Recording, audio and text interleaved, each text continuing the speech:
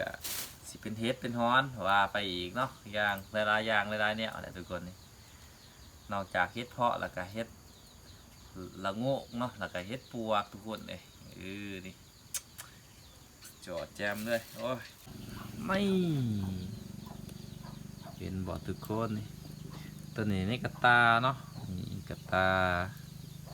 ในถุงเนาะนี่กระถุงหนึ่ง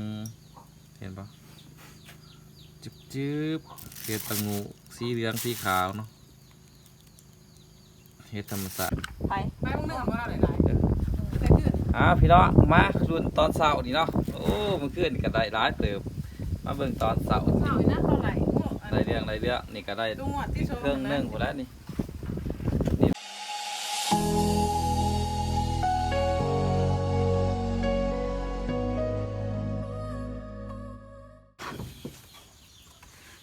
สบายดีเจ้าทุกคนมาพอกับ2 บุญอินดีเนาะ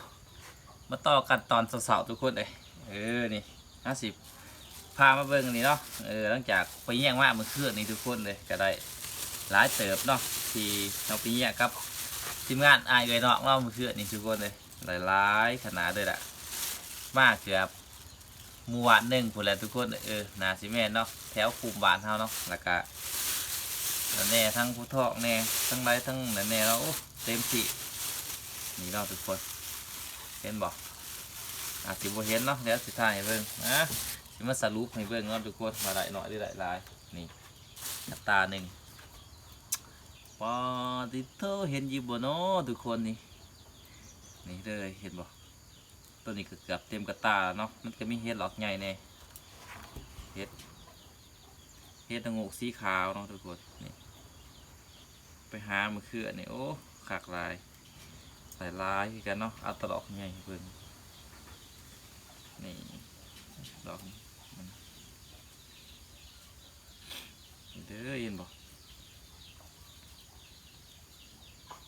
บอกใหญ่เนาะนี่อันนี้เป็นเห็ดละโงกสีขาวทุกคนนี่เด้อเนาะปลานี่อันนี้หนึ่งเนาะมันอยู่ในนี่แน่เนาะเป็นไข่เนี่ยก็มีเนาะซูมันเป็นไข่ก็มีเนาะทุกคนนี่มือที่3ทุกคนเลยนี่ดิว้าวลายนี่อันหนึ่งเทียนสีเนี่ยเนาะขอโคตรร้ายจะได้เฮ็ดก็ได้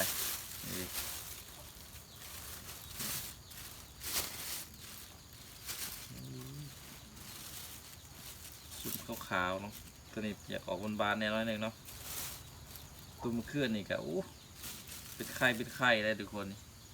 เป็นไข่เฮ็ดละงูนะตามฤดูกาล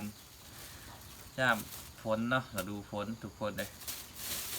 แค่อาหารธรรมชาติเนาะก็สิเป็นเฮ็ดเป็นฮ้อนว่าไปอีกเนาะอย่างหลายๆอย่างหลายๆเนี่ยอะไรทุกคนนี่นอกจากเฮ็ดเพาะแล้วก็เฮ็ดละโงกเนาะแล้วก็เฮ็ดปวกทุกคนเลยนี่จอดแจมด้วยโอ้ย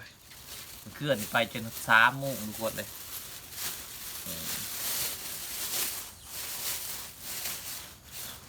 จน3 โมงจะได้มานอนเนาะป้านั่นทีมงานเลยเนาะเขากำลังยังไปหาอีกเนาะทุกคนยังไปอีกตอนเสาร์รอบเสาร์เนาะเพราะว่านี่ยังหลายคนแล้วมันก็ไปรูๆเลยเนาะมันก็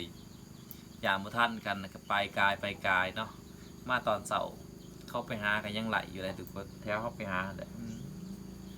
คักเป็นคักเนี่ยวะม่วนอยู่นี่ไหลเห็ดมึงเด้อตายเลยได้สิได้จักโลเนาะเดี๋ยวเบิ่งเนาะเดี๋ยวมาเบิ่งวับไม่เป็นบ่อทุกคนนี่ตัวนี้นี่กระตาเนาะนี่กระตาในถุงเนาะนี่กระถุงหนึ่งเห็นปะจืบเห็ดตะงูสีเหลืองสีขาวเนาะเห็ดธรรมศาสตร์ปีนี้30เห็ดละงูลายเนาะแถวหน้าเนาะทุกคนแถวหน้าเขาเองเลยนี่ไป ไปไกลนอกจากนั้นก็บ่ได้เนาะแถวดอนหน้าเฮาเองนี่ซ้ายขนาดว้าวเบิ่งให้เบิ่งมุมสูงซะ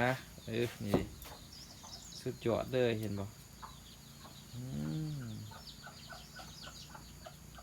โคตรร้ายบ่โคตรร้ายเลยทุกคนเลยเดี๋ยว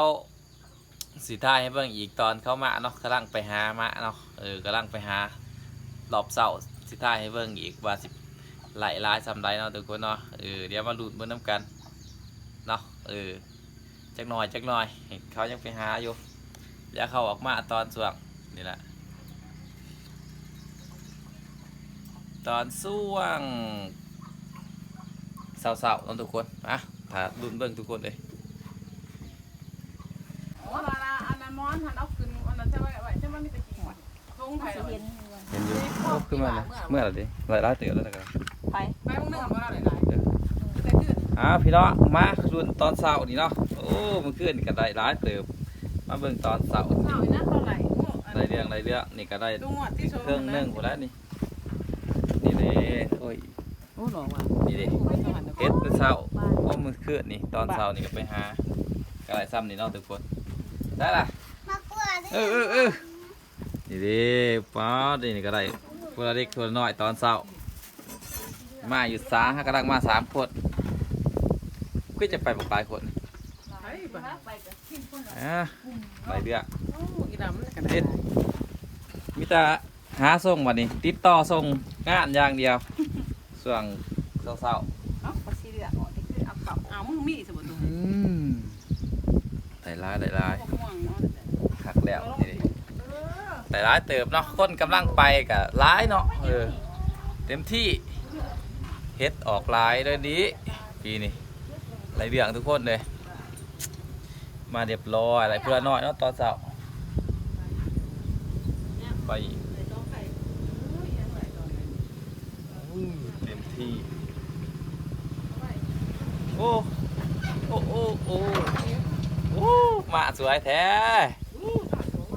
ว้ายตายสร้างเสียออกมาหลาย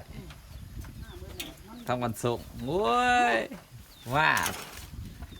แล่นขลาดขลีดมาตั้งผีเลยนี่เข้ามาเลยตอนเช้า ได้เฮ็ดหลาย หลายมันเต็มตา หลายคนหลาย เจ้าเฮ็ดเมื่อขวดบ่ทัน มาแต่ว่าดิผม มาเต็มคืนว่า คือ ไปฟ้าเมื่อเบิด ช้ากับไหลบักหลาย ก็มีแต่ก็เงี้ย เท่าไหร่ มันแต่คือมันแต่ เฮ็ดคุมมันอะไรวะมันบ่อยเพราะไม่แกงนี่จ้าเอาท้ายอยู่ข้างหน้าเห็นแล้วมันก็ มาเห็นก็ไปหาเนาะ